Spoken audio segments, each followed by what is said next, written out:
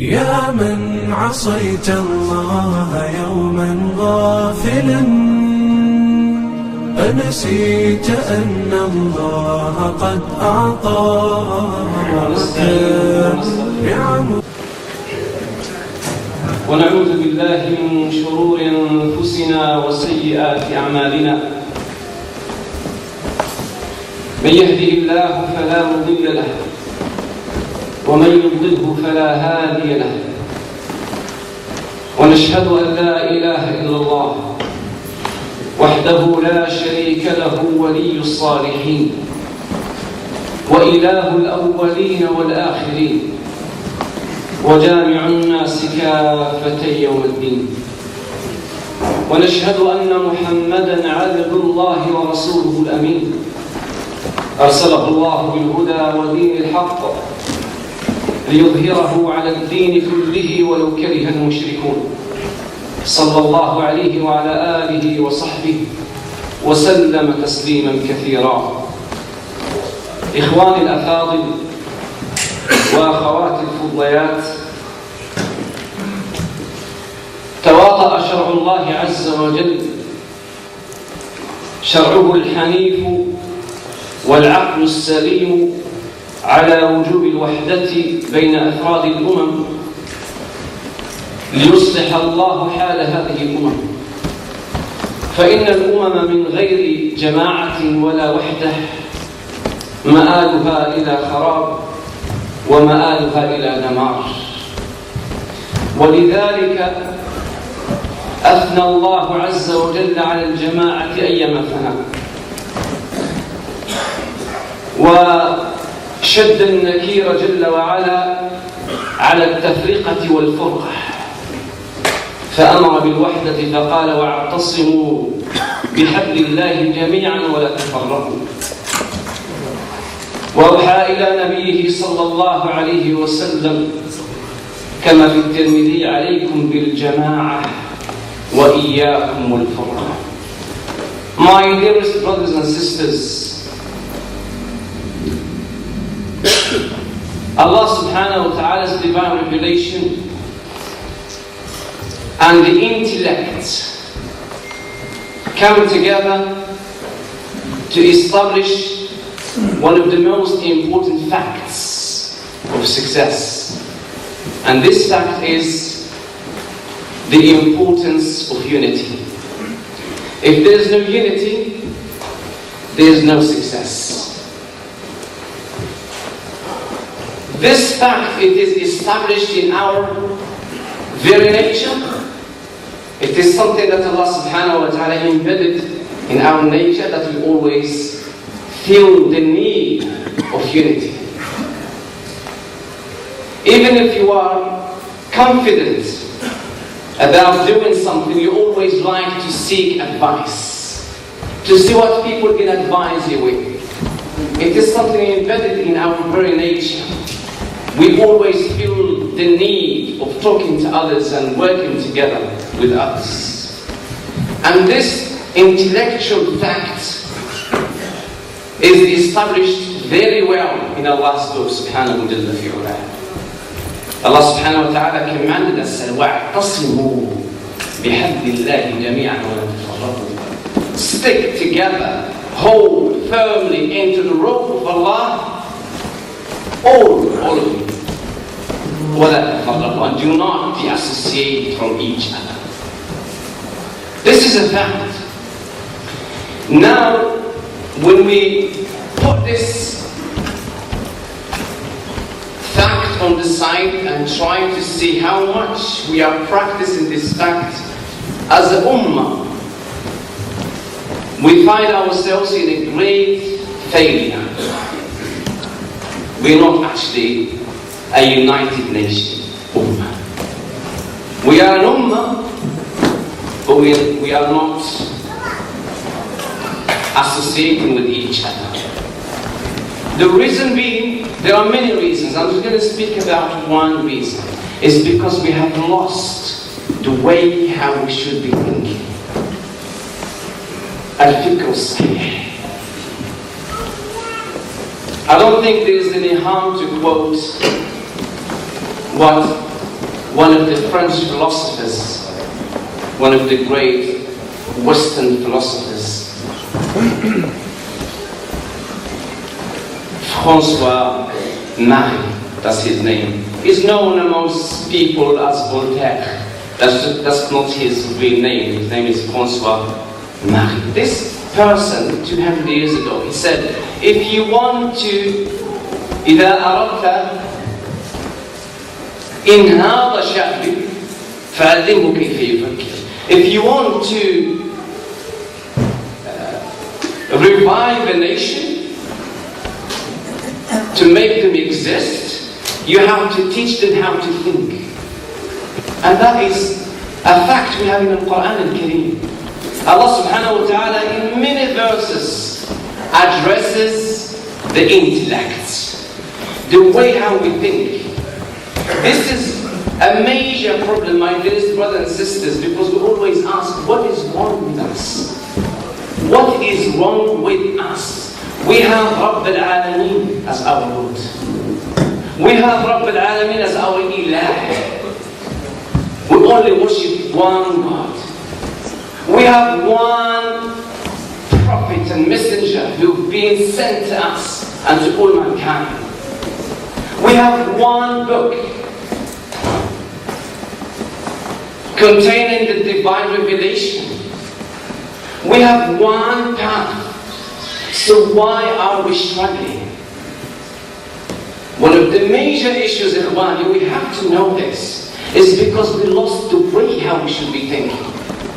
Not thinking, because we are thinking. And many people say, we are thinking, I am thinking.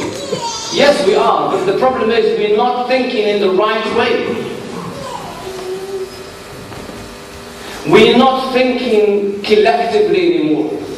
We are thinking individually. I care about my business, my affairs, my money, my family, whatever I have, and I don't care about the rest. Yes, I can go and do Al-Qunut in Ramadan and cry for the Ummah, but I'm not willing to do anything because number one is me.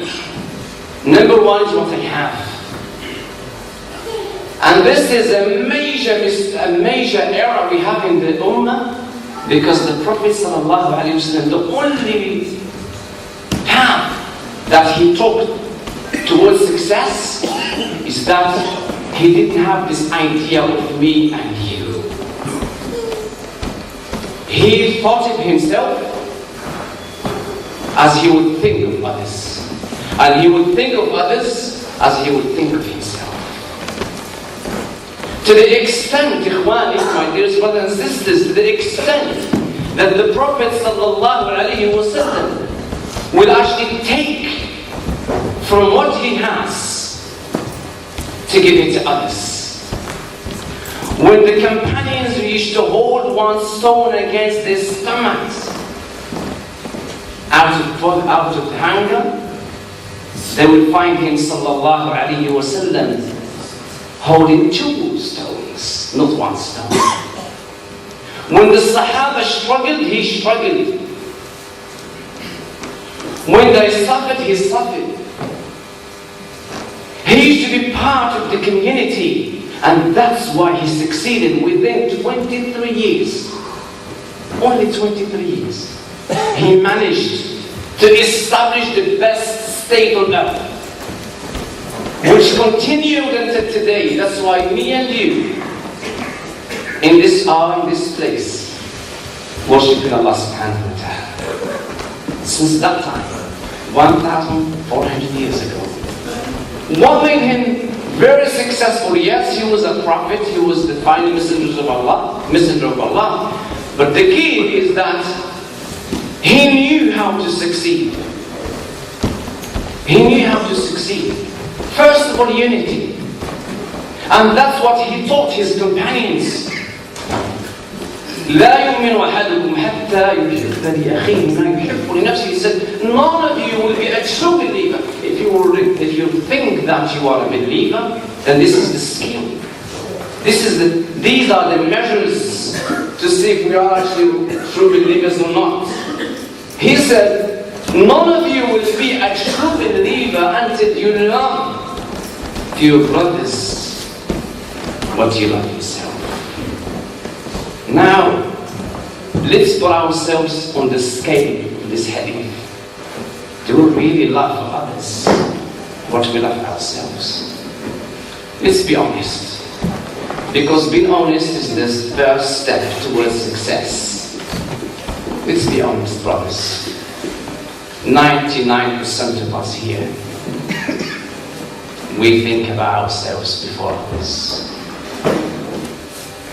Let's face the reality. And this is why we are failing. This is why we're failing. Let's go to Surah Al-Kahf. What did Allah subhanahu wa ta'ala direct His beloved Prophet to do to succeed in this dunya and the hereafter? وَاصْبِرْ نَفْسَكَ مَعَ الَّذِينَ يَدْعُونَ رَبَّهُمْ بِالْغَدَاةِ وَالْعَشِيِّ يُرِيدُونَ وَجْهَهُ وَاصْبِرْ نَفْسَكَ. O Muhammad, be patient. Salawatullahi wa sallam. O Muhammad, be patient. And force yourself to stay with who? مع الذين يدعون ربهم, with those who call their Lord in the morning, in the evening. ولا تعد عيناك عنهم ولا تعد عيناك عنهم تريد زينة الحياة الدنيا, and do not deviate from them, these poor people, these servants and slaves, Khutbah ibn al-Arab, Bilal ibn Rabah, Suhaib al-Rumi, all these slaves, it's them that I'm asking you to be with, not the rich pagans, not the rich fish. وَلَا تَعْدُ عَيْنَاكَ عَنْهُمْ, do not deviate, don't even look towards right or left, just stay with your companions. تريد زينة الحياة الدنيا, do not deviate from them, seeking the pleasure of this dunya, because this is actually, this verse, it is an establishment of the fact that when you deviate from the deen, you might make good money, you might have fame and the wealth, because you wouldn't care. You just gather it for yourself. But Allah subhanahu didn't want him to take that path. وَلَا تَعْدُ عَيْنَاكَ عَنْهُمْ تُرِيدُ زِينَةَ الْحَيَاةِ الدُّنْيَا وَلَا تَعْدُ عَيْنَاكَ عَنْهُمْ. Look at this, subhanallah. He even mentioned Allah subhanahu the ayn, the eye. Don't even think, he said to him, don't even think that you will turn your eye away from your companions. Because sabab nuzul al-ayah, because the reason why this verse was revealed in the first place is because the pagans came to Muhammad and said, Ya Muhammad, oh Muhammad, what are you doing with these people? These are low class. These are our slaves and workers. You are not a Muslim, you are from a high, great family. Come with us and we'll follow you. We don't have a problem to follow you, but don't think you're going to bring these people to sit down with us and be a part of us. Allah is saying, no. Also, why did Allah say, wasbir, be patient? Because to be with the believers needs patience. Now, how much conflict sometimes we have within masjid itself. You just came back, probably a lot of you came back from al-Hajj. May Allah accept you from those who went to Hajj. How much problems you had in Hajj? Whether with the authorities in Hajj, or with people around you, or with your roommates or whatever. Because mixing with people needs patience, it's not easy. So don't think that the only time that you will decide to be united with your brothers is when your brothers are giving you good time. It's not going to happen. That is a fact. As long as you want to be part of the society, you have to be patient. Yes, when you escape society, you might be by yourself. You wouldn't face a lot of problems, but that's not the solution. That is actually a running away from responsibilities. And this will lead me to the Jama'ah of what? The Jama'ah, the main Jama'ah, the family. And I always link things, the Ummah, issues with the family itself. To have a successful family is just the same way to have, while you're moving forward, brothers, stay with me, may Allah Ta'ala will keep your mind with you. The same way to keep the Ummah together is the same way you keep the family together. Same principle, which is be patient. Patience is needed. Every two marriages, according to the statistics, took place in 2013. And now it's worse. This is 4 years after. Every 2 marriages, one ending divorce. 50% in this country, 118,000 and 140 divorces take place each year. Muslims and non-Muslims. 50% of marriages end in divorce. Why? Because people don't know the principles of keeping unity anymore. They think life is to be happy all the time. If you ask any person, what is successful marriage? How would you define successful marriage? They will say, it's to be happy. Wrong answer.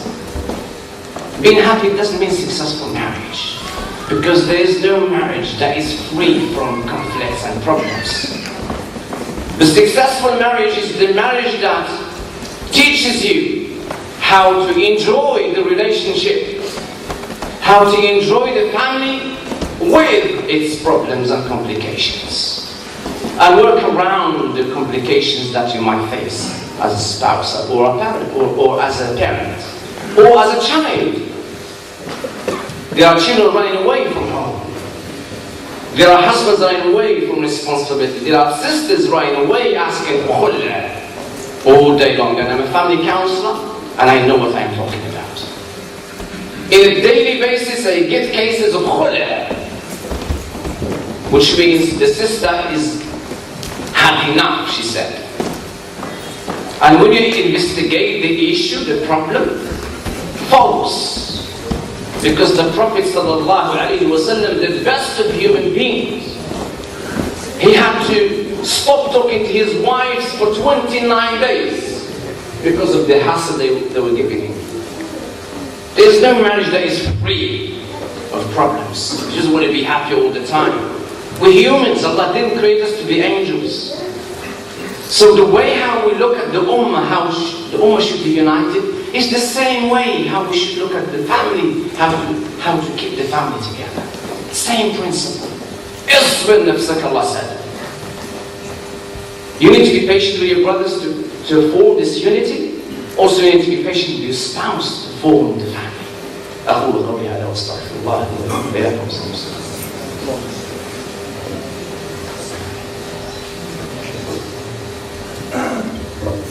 Alhamdulillah,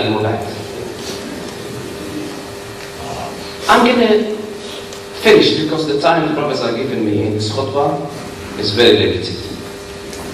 I'm going to finish with a dua, supplication, that the Prophet ﷺ always used to supplicate with. A hadith in Sahih Muslim is reported in Sahih Muslim.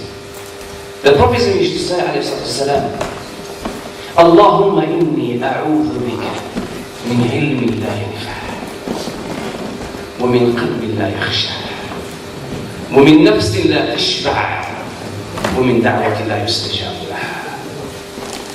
Oh Allah, he used to say, sallallahu alayhi wa sallam, oh Allah, I ask you to prevent me and protect me from useless knowledge. From a knowledge that is useless. No benefit whatsoever in this knowledge. Many people go and seek advice from wrong sources. They will go and read a book seeking the truth, and the book is full of false. Waste of time, waste of energy, waste of efforts. Al-ilm al-sahih, the authentic knowledge is always needed. Because those who go astray, a lot of them, they actually rely on knowledge. Even the shaitan himself, he's got his evidences. Every sect within the Ummah of Rasulullah and Ubaishid sects, you find them relying on the Quran.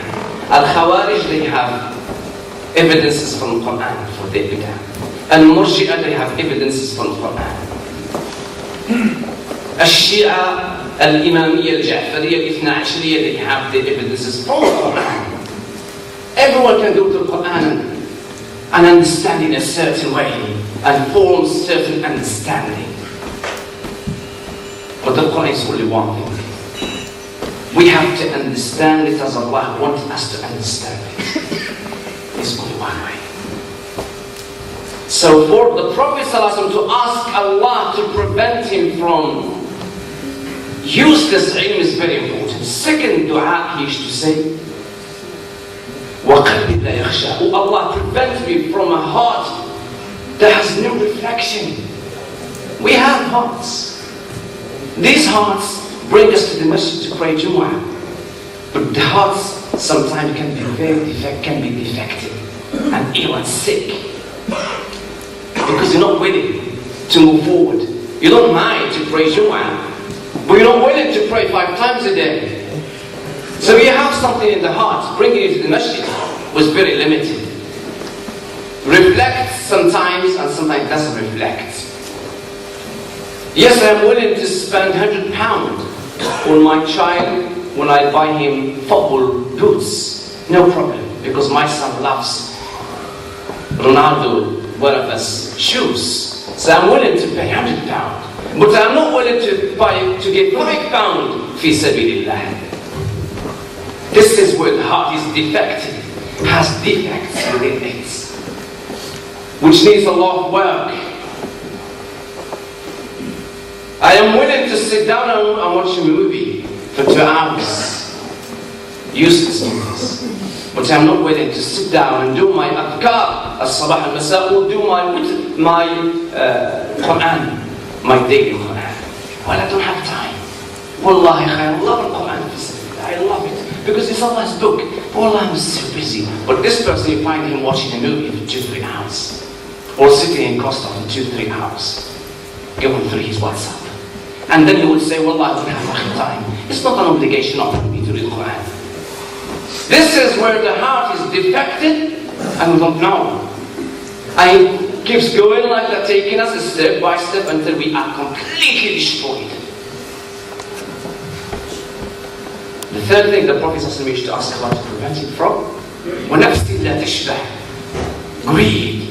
I just need more and more and more. It's, oh Allah, give me the qana'ah. Make me happy with what you have given me, what you have given me, what you have provided me with. Because if you have this nafs, you're always in need of things. I need this, I need that, I need this, I need that, I need this, I need that. And then, death comes.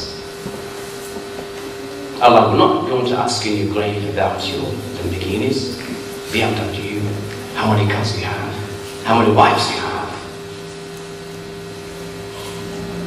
But Allah will ask you about who's your Lord, who's your Prophet. What did you hear about the Dawah? What did you know about Islam? These are basic questions all day, very basic. But the answers in this dunya are very easy, but there can be very complicated. You can say, he knows Allah, but when he's asking the grave, he wouldn't recall. You would recall your cars, your money, the buildings you have. And the fourth thing that Prophet used to ask Allah to prevent him from. وَدَعْوَةِ لَا يُسْتَجَابُ لَهُ. Allah, prevent me from making dua and it is rejected. That is a very bad situation. When you raise your hands to Allah and you cry in Ramadan, in Salat al-Witr, and you think because you tease, because you are tearing, you think Allah gonna care about you, and then your dua is not answered, that is the worst punishment of Allah on earth. Is when your dua, your supplications is thrown away on your face. Why? Because you eat haram, you cheat, you don't even communicate with your parents. I came across an individual in this country, he didn't call his mother for 14 years. 14 years. 14 years he didn't pick up the phone to call his mom. 14 عاما. Where is he now? I saw him after years. He's a mad person. He is actually a mad person. He lost his mind completely. What do you expect? And this person, you should see him in the masjid 5 times a day. 5 times a day. But because he got his kinship, he said to me, well, you don't know what's wrong. I said to him, I don't care about what's wrong. What is the situation with your mom? Let's say, for the sake of argument, she is the shaitan al-Rashid. Okay, is there anything worse than shaitan? No. I said to him, imagine your mom is a shaitan. You have no right Islamically to cut your mom. What is he going to say to me? اللهم آت نفوسنا تقواها وزكاها أنت وليها ومولاها. اللهم أرنا الحق حقا وارزقنا اتباعه والباطل باطلا وارزقنا اجتنابه. اللهم كن لأمتنا في مشارق الأرض ومغاربها. اللهم كن لأمتنا في بلاد الرافدين وفي بلاد اليمن وفي بورما وفي مصر وفي إفريقيا التي تموت جوعا وفي كل مكان وفي كل أرض وفي كل حين يا رب العالمين. اللهم كن لأمتنا واحفظها من بين يديها ومن خلفها وعن يمينها وعن شمالها ومن فوقها ونعوذ بك ربنا أن تغتال من تحتها. اللهم كن لنا وليا ونصيرا. اللهم كن لنا وليا ونصيرا. اللهم اجمعنا على الحق واجعلنا هداة مهديين غير ضالين ولا